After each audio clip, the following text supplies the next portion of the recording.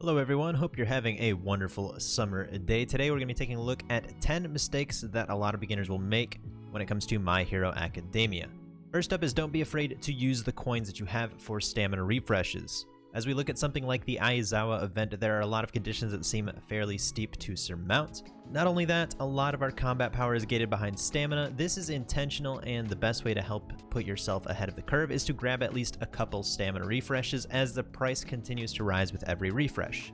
Just think of it as using your coins toward pulling Aizawa. Technically, that's exactly what we're doing, just instead of actually pulling on a banner, we're progressing our objectives to guarantee the hero.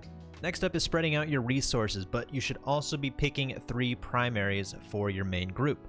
Boosting all of your characters will help push progression in things like your whale PvP, and picking 3 primaries will help progress your story quests, your solo quests, and whatnot to make sure that you are getting the most rewards for the amount of stamina that you are consuming.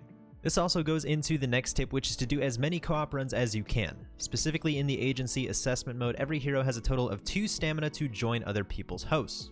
Not only do you get your 1 pass every day to host your own room, but you can also join other people's rooms as well. This is directly tied to how many heroes you have, as each hero can go into these co-op modes a total of 2 times, denoted by their hero stamina, while you're switching characters in the character select menu. When it comes to the Getcha, don't be afraid to use the free recruit and R&D tickets that the game gives out. These will help not only work toward your Aizawa missions, but also boost every hero's CP, or BP as this game wants to call it. Since there are so many types of tickets in the game, these tickets will only be usable in these specific general banners.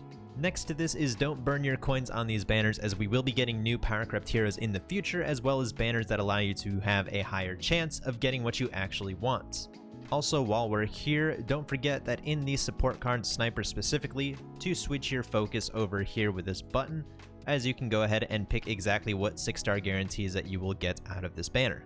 An important menu to get familiar with is in the top right of the screen. Up here is where you can find your daily missions and your weekly missions. A neat tab is the recommended gameplay, as this will tell you any game mode you might have forgotten to do in either the daily or weekly tab. But the real reason we came to this menu is the hero rating. Here, if we click challenge, each character has various challenges to complete to receive stars, and every 3 stars will give you a CP boost in the form of account-wide stats or account-wide passives.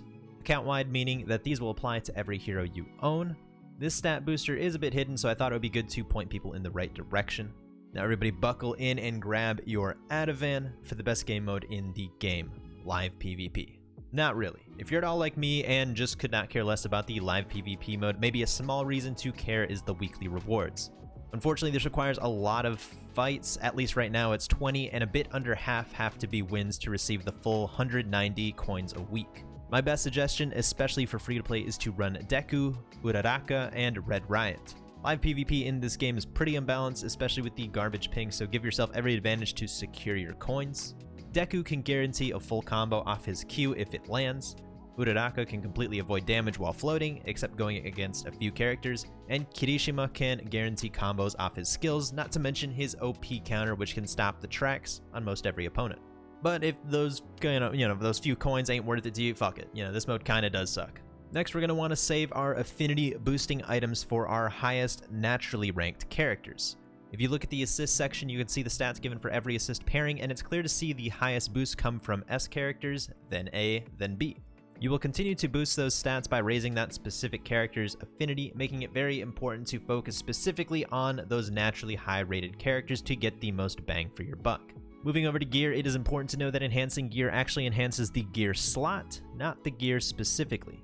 Because of this, don't feel like you have to save your upgrade resources, as these upgrades will apply to any piece of gear you put in the slots. This also applies to boost and modify when these are unlocked at higher agency ranks. And last, for now at least, will be to make sure you pick up the alloy options in limited time shops, like the Battle Pass shop. These resources are incredibly scarce and will all be used to upgrade your gear slots, as these are one of our time-gated resources like most other gacha games have. While you're at it, grab any stamina items while you can, since it is so damn scarce, in case you hadn't noticed. And that about covers it for today. If you have more tips you think people will miss, make sure to leave it in the comments below. If you have any more questions, go drop a follow over at twitch.tv/AdachiGacha to catch me live, and subscribe for more inconsistent content in the maybe near future. Take care, and good luck.